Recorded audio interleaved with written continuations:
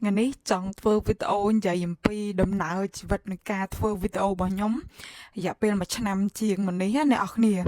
ហើយក៏មកចង់អួតម៉ៃដែរនេះម៉ៃថ្មីចាដោយសារតែខ្ញុំអង្គុយនិយាយអញ្ចឹងច្រើនខ្ញុំក៏ចង់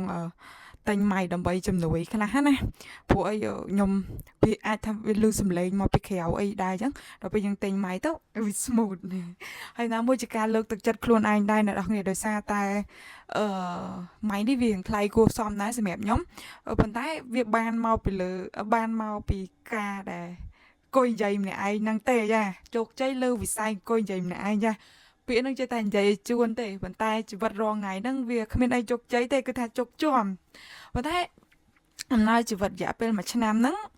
ខ្ញុំក៏នឹកស្មានថាដល់អ្នកនឹងដែរអ្នកនរគ្នាមួយឆ្នាំជាងហ្នឹងខ្ញុំបានទៅសុវណ្ណមួយថ្ងៃនេះបានទៅសុវណ្ណទៅទិញនំខ្មែរទិញអីហូបហ្នឹងហើយណាមួយខ្ញុំចង់សាក់លបងខ្លួនឯងផងខ្ញុំចង់ឲ្យខ្លួនឯងដើរចេញទៅក្រៅខ្លះដោយសារតាតាំងពីខ្ញុំមកពីខ្មែរមក5 6ខែខ្ញុំបិទខ្លួនឯងខ្ញុំអត់ដែលខ្លួនឯងដើរសូម្បីតែទៅម៉ាតទិញអីវ៉ាន់អីហ្នឹងក៏មួយខែខ្ញុំទៅតែម្ដងហើយនិយាយទៅអត់ខ្ញុំអត់បិទហ្មងមានអារម្មណ៍ថាដូចខ្លួនឯងវាមានជំងឺមួយជំងឺខ្លាចសង្គមដល់ពេលមួយរយៈក្រោយដោយសារតាអ្នកគ្រូក៏បាក់កងផងខ្ញុំក៏នឹកឃើញថាឯងគួរតែទឹកក្រៅសាក់លបងទឹកក្រៅធ្វើអីម្នាក់ឯងណាដល់ពេលអញ្ចឹងខ្ញុំក៏ទៅហើយខ្ញុំក៏ទៅជួបបងប្អូនខ្មែរយើងនៅសុវណ្ណហ្នឹងណាហើយខ្ញុំមិននឹកស្មានទេអ្នកនរគ្នាខ្ញុំមិននឹកស្មានថាមានមនុស្សដែលគេស្គាល់ខ្ញុំនៅក្រៅណាអ្នកនរគ្នាគេស្គាល់ខ្ញុំតាមរយៈការធ្វើវីដេអូរបស់ខ្ញុំណាការដែលខ្ញុំនិយាយកំ pl ែងការដែលធ្វើវីដេអូហ្នឹងជាពិសេសបងស្រីម្នាក់ដែលគាត់លក់នំនៅសុវណ្ណហ្នឹងនំខ្មែរយើងហ្នឹងអ្នកនរគ្នាគាត់លក់នំមានតូបគាត់មកគាត់មាន baby ទូចមួយហ្នឹងខ្ញុំមិននឹកស្មានមែនតើខ្ញុំមិននឹកស្មានថាអូជីវិតខ្ញុំមានថ្ងៃហ្នឹងខ្ញុំវារំថារំភើបខ្ញុំអៀនគេមែនតើហ្មងវាខ្ញុំអត់ដែលនឹកស្មានហ្មងចៃមួយម៉ាត់ឲ្យខ្លីខ្ញុំគ្រាន់តែថាខ្ញុំធ្វើវីដេអូបែបលេងសប្បាយទេដំបងលេងសប្បាយក៏ដូចជាខ្ញុំមានគោលដៅអីផ្សេងដែរចឹងណាប៉ុន្តែខ្ញុំវាមិននឹកស្មានថាខ្លួនឯងវាមានដល់អាចចំណុចហ្នឹងណាអ្នកនរគ្នាហើយក្នុងវីដេអូនេះក៏សូមអរគុណទៅបងម៉ាមីដែរបងម៉ាមីដែលគាត់នៅកូរ៉េហ្នឹងភាគច្រើនគេស្គាល់គាត់ច្រើនអ្នកនៅខ្មែរក៏ស្គាល់គាត់ច្រើនដែរបងម៉ាមីជាមនុស្សស្រីម្នាក់ដែរមានបេះដូងកក់ក្ដៅមែនទែនសម្រាប់ខ្ញុំហើយខ្ញុំជា fan របស់គាត់ជា role model សម្រាប់ខ្ញុំហ្មងជា idol ហ្មងខ្ញុំតាមដានគាត់យូរឆ្នាំមែនទែនហើយតាមដានតាំងពី lifestyle ការធ្វើខ្លួនអីផ្សេងហ្នឹងណាហើយចង់ចៃមួយ idol ចង់ចៃខ្លាំងក៏សុកចិត្តឆាតទិញកៅពួកគាត់ជាអ្នកលក់កៅឆាតទិញកៅទិញអីគាត់ចឹងណាដល់ពេលទិញយូរទៅខ្លាយជាមួយកៅគាត់អត់ទាន់ដឹងថាយើងជាអ្នកគេដល់ពេលយូរគាត់ឃើញវីដេអូរបស់យើងដែរថាយើងជាអ្នកធ្វើវីដេអូប៉ុន្តែកាលហ្នឹងអត់ទាន់ល្បីទេអ្នកគ្នាបញ្ជាក់អត់ទាន់ល្បីទេ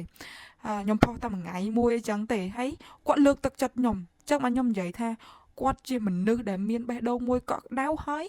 គាត់មានអត្តពលវិជ្ជមាននឹងជះដល់អ្នកជុំវិញខ្លួនហ្មងហើយគាត់លើកទឹកចិត្តខ្ញុំថាអនឡាញធ្វើវីដេអូបែបខ្លីៗហ្នឹងកំ pl ែងហ្នឹងរហូតទៅកុំឈប់លឺអត់ដើម្បីឲ្យគេគ្រប់គ្នាបានសើចបានអីចឹងណាហើយយើងជា fan ណោះគាត់ប្រាប់ថាធ្វើវីដេអូបែបខ្លីៗ30 second អញ្ចឹងគាត់ប្រាប់ពីបទពិសោធន៍ដែលគាត់ធ្វើទៅវាល្អប្រសើរអញ្ចឹងគាត់ប្រាប់មកកាន់យើងនេះហើយយើងដែលជា fan ស្រឡាញ់គាត់សឹងអីនេះដល់ពេល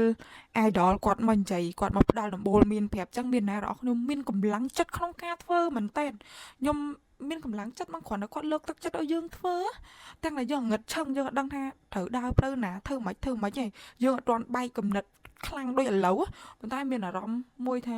អូយើងគួរតែរកអីថ្មីអភិវឌ្ឍខ្លួនឯងទៅមុខឲ្យល្អប្រសើរជាងនឹងហើយដល់ពេលក្រោយមកខ្ញុំចាប់ដាំវីដេអូ Bulu ពុកខ្ញុំហ្នឹងគឺគាត់ស្គាល់យើងតាំងពីហ្នឹងគាត់ follow យើងវិញអញ្ចឹងនិយាយទៅគាត់ស្គាល់យើងមិនមែនត្រឹមតែជាម៉ួយកៅមិនមែនត្រឹមតែជា fan គាត់ស្គាល់យើងគាត់ឃើញពីសមត្ថភាពរបស់យើងហ្នឹងបែបម៉េចទៀតអូយខ្ញុំសប្បាយចិត្តមែនតើហើយខ្ញុំមិនដឹងចៃថាម៉េចទេក្នុងវីដេអូហ្នឹងខ្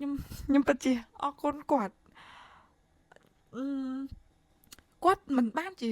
ជួយអីខ្ញុំច្រើនទេប៉ុន្តែពាក្យលើកទឹកចិត្តមិនបន្តិចដែលគាត់ជា idol ដែលជា role model ដែលជាគំរូភាពមួយឲ្យយើងមើលតាមគាត់ ដល់ពេលគាត់សើគាត់ជំរុញយើងអញ្ចឹងយើងមានអារម្មណ៍មួយប្រឹងឡើងហើយខ្ញុំគិតថាបើសិនជាខ្ញុំអាយុច្រើនដូចថាអាយុប្រហែលគាត់ឥឡូវហ្នឹងសុំថាជីវិតខ្ញុំមានសមិទ្ធផលប្រហែលគាត់បានហើយ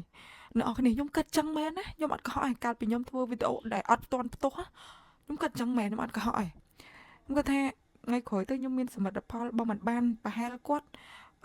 បើមិនបានដូចគាត់បានប្រហែលគាត់ក៏បានដែរខ្ញុំគិតចឹងមែនហើយខ្ញុំពិតជាឃើញពីសក្តានុពលរបស់គាត់មែនតើគាត់អ្នកនៅកូរ៉េហ្នឹងគេស្គាល់គាត់ច្រើនហើយអ្នកខ្លះស្រឡាញ់ចូលចិត្តគាត់មែនតើបើបាននៅចិត្តគាត់បើបានចៃមួយគាត់ស្រឡាញ់ចូលចិត្តគាត់ហ្មងអាចនិយាយថាគាត់ជាមនុស្សស្រីម្នាក់ដែលបេះដូងស្អាតមែនតើបេះដូងកក់ក្ដៅមែនតើហើយសក្តានុពលភាពវិជ្ជមានរបស់គាត់នោះចេះឥទ្ធិពលដល់មនុស្សជុំវិញខ្លួនរបស់គាត់ហ្មងអ៊ុយរំភើបនេះវីដេអូហ្នឹងចង់និយាយតែប៉ុណ្ណឹងចាចង់និយាយព្រោះអានេះវាជាកម្លាំងចិត្តរបស់ខ្ញុំចឹងណាអ្នកនរគ្នាអ្នកនរគ្នាខ្ញុំអាចចែកម្លែកថាពីបទពិសោធន៍របស់ខ្ញុំណាអ្នកនរគ្នាគួរតែមានគំរូភាពអ្នកណាគេម្នាក់ដែលយើងពេញចិត្តហើយដែលយើងគួរតែរៀនសូត្រហើយដែលយើងចង់បានអា lifestyle ជីវិតអីហ្នឹងដូចគាត់ណាដែលយើងយកគាត់មកធ្វើជាកម្លាំងជំរុញចិត្តណាអានេះបទពិសោធន៍ខ្ញុំណាខ្ញុំយកគាត់ធ្វើជាកម្លាំងជំរុញចិត្តខ្ញុំឲ្យមានអីដែលខំប្រឹងធ្វើហ្មងខ្ញុំតាមដានជីវិតគាត់រហូតព្រោះខ្ញុំសប្បាយចិត្តខ្ញុំចូលចិត្តមើលគាត់ឲ្យខ្ញុំមើលហើយខ្ញុំសប្បាយចិត្តចឹងណាចឹងទៅខ្ញុំមានអារម្មណ៍ថាដល់ពេលដែលមនុស្សមានសន្តិភាពផ្លូវចិត្តនឹងល្អអាចធ្វើរឿងបានច្រើនចឹងខ្ញុំជឿលើរឿងចឹងសមិទ្ធផលទាំងអស់ហ្នឹងបានមកពីការខំប្រឹងខ្លួនរបស់ខ្លួនឯងផងបានមកពីការមើលគំរូភាព idol យើងដែរអញ្ចឹងវាបូករួមគ្នាមិនមែនសុកវាកើតឡើងមកអញ្ចឹងឯងហើយអ៊ុយហើយរំភើបតំអួតម៉ែហើយតើអួតម៉ែរឿងតែយើងទៅទិញនំហូបនំខ្មែរនំអីនៅហាងគេហ្នឹងរៀនដើររៀនអីហ្នឹងក៏ជួបឲ្យគេស្គាល់អញ្ចឹងគេថាអ៊ុយរំភើបចាអួតសាហាអួតមួយម៉ែចាអួតមួយគេខ្លាចគេថាបានអ៊ុតតែមួយម៉ែតែប៉ុណ្្នឹងឯងចាវីដេអូយើងមានតែប៉ុណ្្នឹងទេដំណើរជីវិតចាជោគជ័យលើវិស័យអង្គុយនិយាយម្នាក់ឯងចា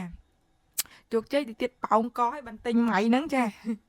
មិនជោគជ័យអីដល់អ្នកគ្នាជីវិតនៅជោគជាំឡើយទេប៉ុន្តែចង់ឲ្យអ្នកគ្នាសើចនិយាយប៉ុណ្្នឹងបានហើយអរគុណដល់អ្នកគ្នាជួបគ្នាវីដេអូក្រោយទៀតបាយបាយ